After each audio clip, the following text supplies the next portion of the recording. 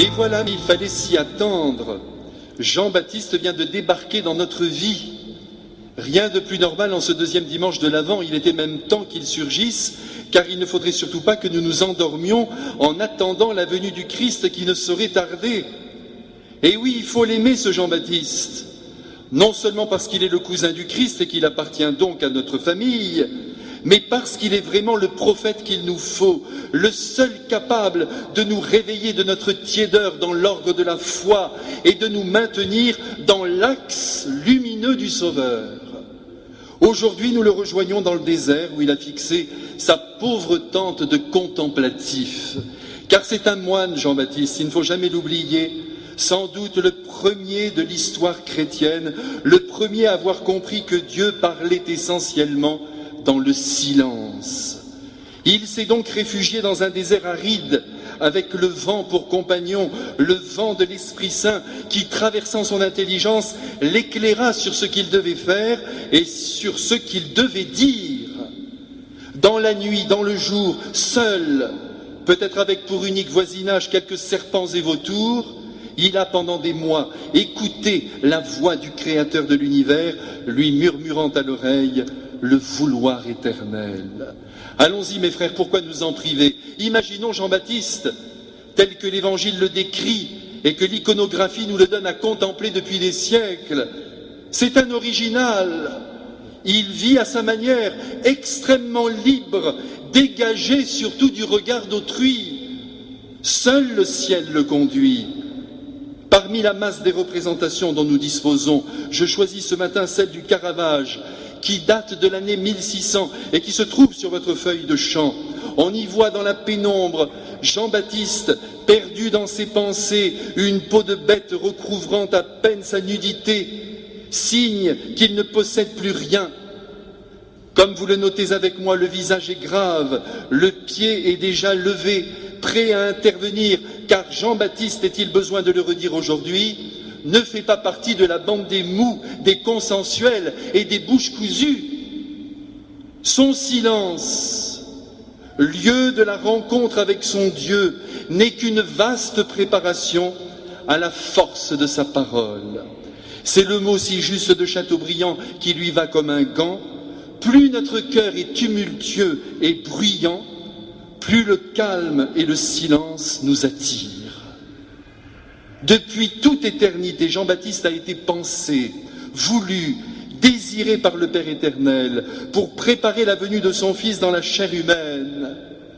De même que le Père a voulu que Jésus ait une vraie famille, avec la mère incomparable que vous savez et le Père adoptif le plus fiable qui soit pour envelopper son enfance et son adolescence de tendresse, de protection et de foi. De même, le Père Céleste a voulu qu'il y ait une personne qui prépare son ministère public au milieu des hommes. Et c'est le grand Jean-Baptiste qui fut choisi. Mais surtout, je vous en prie, mes frères, n'allez pas faire de lui un exalté fanatique, annonçant violemment le royaume avec des sauterelles dans sa bouche et du miel sauvage au bord des lèvres. Pas du tout. S'il est, grâce à Dieu, je le redis, pour le bien de tous, original, dans ses choix, dans son maintien, dans ses goûts vestimentaires et culinaires, il appartient avant toute autre chose à la race des saints, à la race des passionnés, à la race des amoureux de Dieu qui écoutent la voix divine, qui s'en imprègnent jusqu'à la moelle et qui surtout se laissent transformer par elle. Mes frères, les saints boivent dans le silence la parole de Dieu comme des bêtes assoiffées trouvent un point d'eau, non seulement pour se désaltérer, mais plus simplement pour vivre. C'est ce qu'a fait Jean-Baptiste dans son désert, où il a beaucoup prié, beaucoup médité les Saintes Écritures, beaucoup réfléchi aussi à ce que sa mère Élisabeth lui avait raconté de sa naissance, enveloppé de tant de mystères, à commencer par le fait qu'il est né d'une femme stérile et très âgée. C'est bien connu, à circonstances uniques, destin fabuleux, nous le savons bien.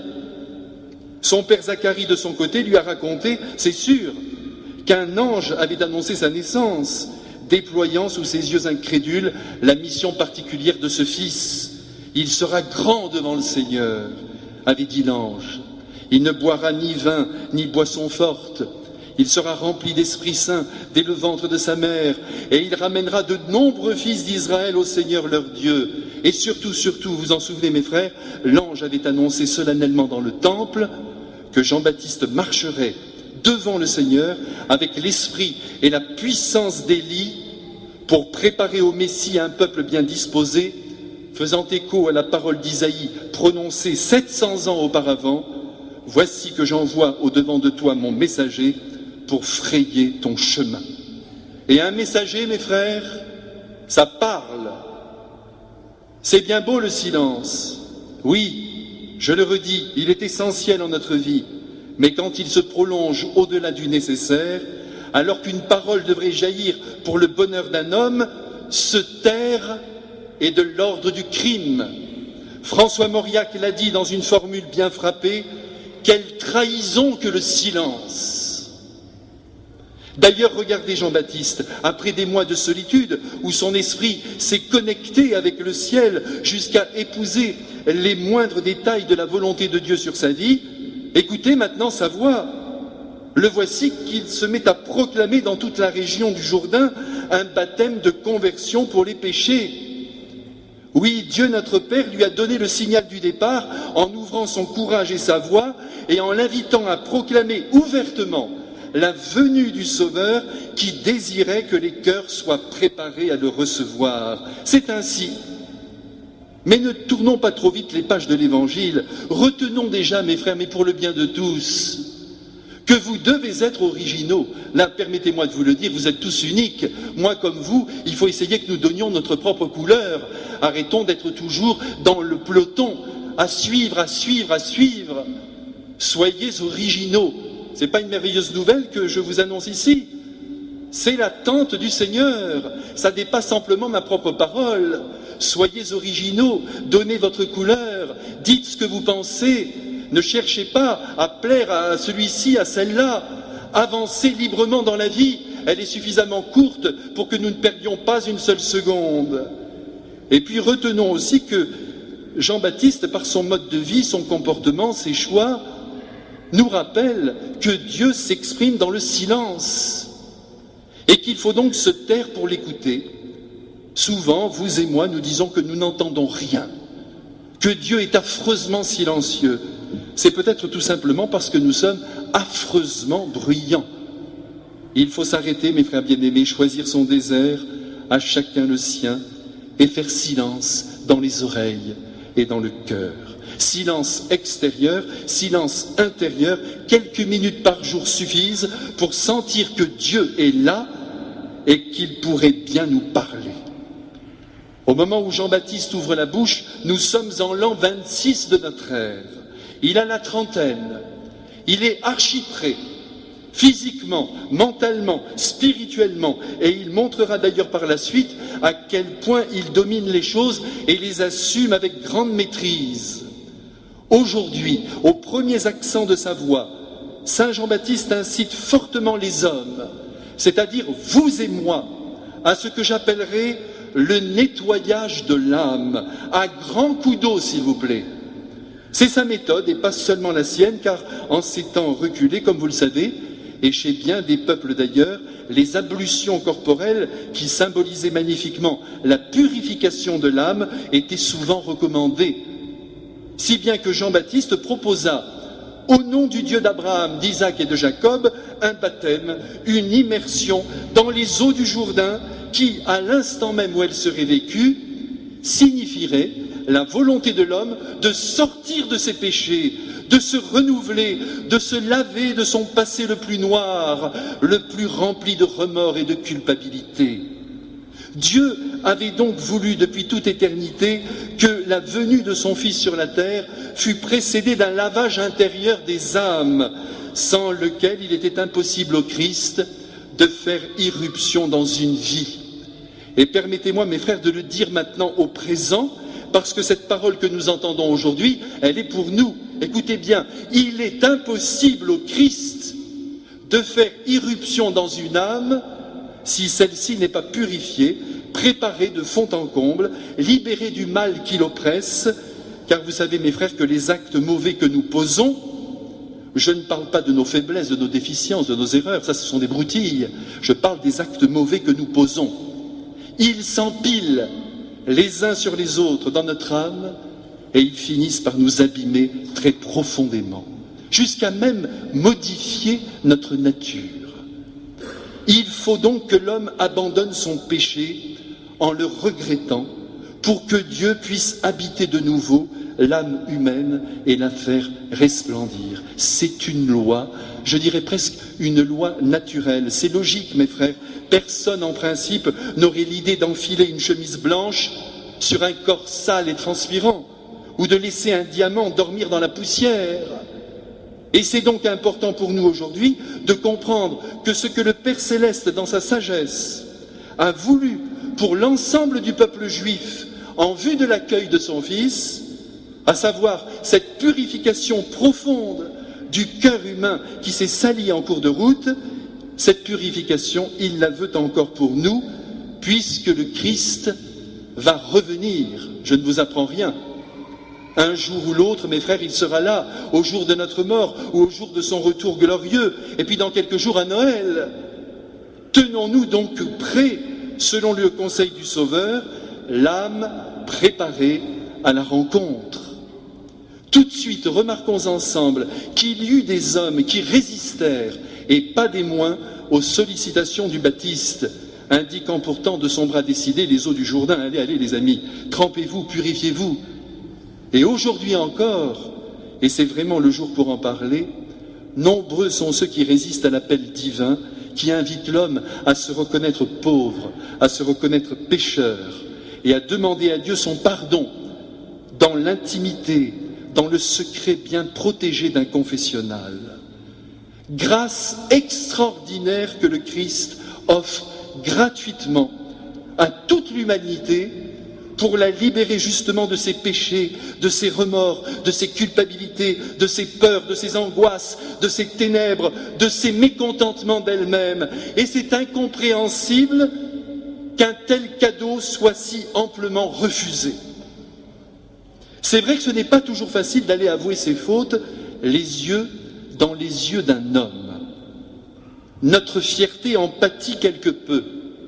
On est tous pareils. Que voulez-vous, mes frères bien-aimés? Vous comme moi, dès qu'il faut se confesser, et donc dès qu'il s'agit de faire de la lumière sur notre vie, de reconnaître humblement ses péchés et de les avouer au prêtre, on résiste. Nous sommes tous de sacrés orgueilleux, voilà la vérité. On a honte. Par fausse pudeur peut-être, on est bloqué. Et on préfère garder le cœur lourd et continuer la route avec la tristesse dans l'esprit, plutôt que d'aller déverser dans le cœur de Jésus la poubelle de notre âme et de repartir enfin libre et joyeux, pardonné. Mais c'est magnifique, nous sommes fous. Allez mes frères, ne nous cachons pas la vérité, nos blocages viennent d'un manque d'humilité. Au fond, nous refusons de n'être que des hommes faillibles, voués au pire et au meilleur. Vous savez qu'ici, dans notre paroisse, tous les jours, il est possible de se confesser. C'est pas de la publicité que je fais à présent, hein. Je le dis simplement. Et tous les jours, le matin de bonne heure, à partir de 8 heures, ou en milieu d'après-midi, à partir de 5 heures de l'après-midi, jusqu'à 6 heures, et le soir, à partir de 7 heures, jusqu'à 22 heures. Cependant, malgré le nombre déjà important de personnes qui se confessent ici, ou ailleurs, dans d'autres églises, il faut bien reconnaître que des centaines d'autres, pour ne pas dire des milliers, ne viennent pas recevoir, comme dirait Jean-Baptiste, le baptême de conversion pour le pardon des péchés. L'habitude s'est rompue, quelque chose s'est cassé, peut-être à cause de nous les prêtres, qui ne sommes pas assez disponibles, assez présents dans les églises, et qui ne parlons pas assez de la beauté de la confession. Peut-être aussi que certains chrétiens en sont-ils venus à douter de l'efficacité de ce sacrement. On croit d'ailleurs souvent faussement que c'est l'Église qui l'a inventé et qu'il suffit de demander pardon directement à Dieu, dans la prière pour l'obtenir, alors que c'est le Christ lui-même qui, lors de sa première visite aux apôtres, enfermés dans le cénacle, vous vous souvenez, au lendemain de sa résurrection, leur confère le pouvoir direct et exclusif de pardonner les péchés en son nom. Recevez l'Esprit Saint, dit le Christ, en Saint Jean, chapitre 20, verset 23. Vous irez vérifier, mes frères. Jésus continue, les péchés seront remis à ceux à qui vous les remettrez, ils seront retenus à ceux à qui vous les retiendrez. Parole de Dieu. Ce sont nos frères protestants qui, au XVIe siècle, ont bouleversé ce sacrement en supprimant tout bonnement le sacerdoce. Car je vous rappelle que dans les communautés de croyants issus de la réforme protestante, il n'y a plus de prêtres ordonnés au sens strict. Il y a des pasteurs, des hommes et des femmes qui tout simplement ont fait des études bibliques et théologiques et qui peuvent ainsi enseigner leurs brebis. Mais ils n'ont pas reçu le pouvoir de pardonner les péchés, pouvoir dans lequel ils ne croient plus, depuis 4 siècles seulement. C'est pas beaucoup. Nous, depuis l'origine, nous connaissons cette parole de Jésus. Et vous avouerez avec moi que tous ceux qui disent qu'on se confesse directement à Dieu, eh bien ça ne colle pas beaucoup, ça ne s'harmonise pas avec la parole de Jésus. Recevez l'Esprit Saint, les péchés seront remis à ceux à qui vous les remettrez. Et là, notre Seigneur s'exprime, parle aux apôtres. Ils seront retenus à ceux à qui vous les retiendrez. Ça, c'est la vérité tout entière. Et qui aime la Bible, qui prétend vraiment respecter la parole de Dieu, doit respecter cette parole de Jésus. C'est Jésus qui veut votre bonheur et le mien, en vous libérant du péché. Et puis, entre nous, vous savez, c'est si beau, si rassurant, mes frères bien-aimés, que de s'incliner devant un prêtre représentant le Christ pour tourner une page de sa vie, la mauvaise, ou du moins la moins triomphante, et par là de reprendre force et de repartir heureux de cette délivrance assurée, venue du ciel. Vous savez, mes frères bien-aimés, n'oubliez pas que Dieu s'est incarné, et tout ce qu'il fait ici-bas, il le fait à travers des hommes. Il n'a pas voulu que vous restiez dans le doute quant au pardon accordé, parce que quand vous demandez pardon comme cela, eh bien vous n'êtes sûr de rien. Jésus a voulu qu'on ait en face de nous un visage d'homme qui lève sa main, qui donne l'absolution et qui vous serre aussi dans ses bras si vous pleurez. Voilà ce qu'a voulu Jésus. Plus humain que lui, vous ne trouverez pas sur la surface de la terre. Il faut bien que nous le comprenions, mes frères, même si c'est difficile pour nous de nous confesser, parce qu'au fond, comme je vous le disais, on a peur d'être des hommes faillibles, c'est quand même terrible. Pourquoi on a honte de nos péchés? Celui qui vous parle, il en fait aussi. Et moi aussi, je me confesse. Et c'est merveilleux à chaque fois de sentir cette caresse divine qui descend sur l'âme, qui vous restaure et surtout qui vous libère et qui vous fait chanter en descendant la canebière. Vous voyez, ça rime, c'est bien. Alors mes frères, je compte sur vous. Mais regardez, pendant des siècles, les chrétiens se sont confessés. Maintenant, tout le monde reste dans son petit coin et la foi s'éteint. Vous savez, même le poète Max Jacob, c'est un bon poète, avec sa vie à Paris en bâton de chaise, c'est le moins qu'on puisse dire. Il aimait à dire de temps en temps à son ami Picasso, « Ma conscience est un linge sale et ses 2 mains jour de lavoir. » Mais c'est magnifique. Et comme un enfant, ou plutôt comme un homme digne de ce nom, il allait avouer ses péchés comme les autres, et on le retrouvait dans Montmartre, bondissant de joie comme un enfant, prêt pour une nouvelle tranche de vie, plus ensoleillé que jamais. Voyez-vous, mes frères bien-aimés, je crois que cette invention du Christ, je veux parler de ce don du sacrement du pardon. Plus j'avance dans mon sacerdoce et plus je me confesse moi-même, plus je crois vraiment qu'il est le plus beau cadeau offert par Dieu à l'humanité, avec la très sainte Eucharistie, bien sûr. Car je suis convaincu, et vous en avez peut-être fait l'expérience avec moi, que les aspirateurs dont on ne vide jamais le sac, finissent par exploser. Chez nous, dans notre pays, l'âme humaine est en train de perdre pied, de se durcir. Elle n'en peut plus, parce que justement, elle ne vient plus se faire consoler par Dieu dans le sacrement du pardon et reprendre vigueur pour la marche qui reste. L'Église, qui est l'épouse du Christ et qui travaille en son nom au bonheur de l'humanité, a toujours demandé qu'au moins une fois par an, ce qu'il y avait de plus lourd dans le cœur humain soit déposé dans celui du Christ et pulvérisé par sa miséricorde dans une bonne confession encourageant aussi les enfants de Dieu que nous sommes à renouveler cette démarche à l'occasion des plus grandes fêtes de l'année.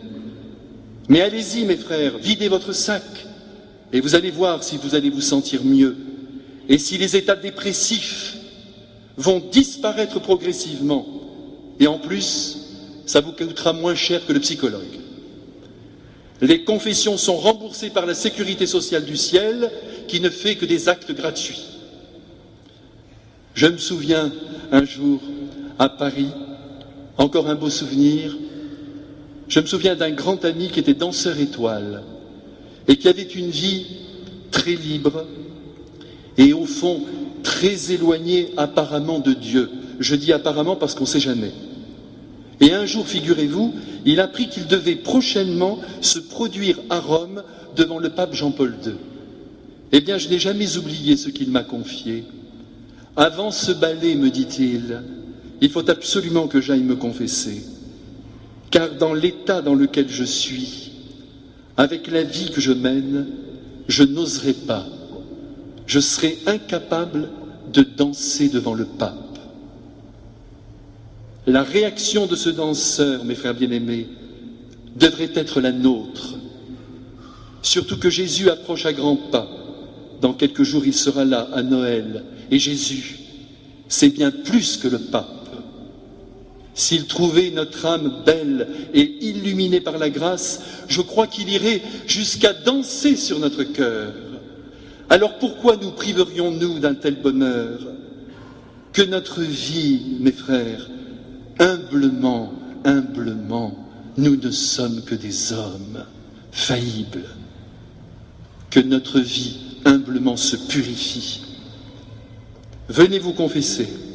Faites confiance au prêtre qui vous parle, qui vous aime et qui veut votre bonheur le plus concret. Et votre vie, je vous le promets, prendra un nouvel élan et se revêtira de cette joie inégalée qui vient d'une conscience qui ne se reproche plus rien.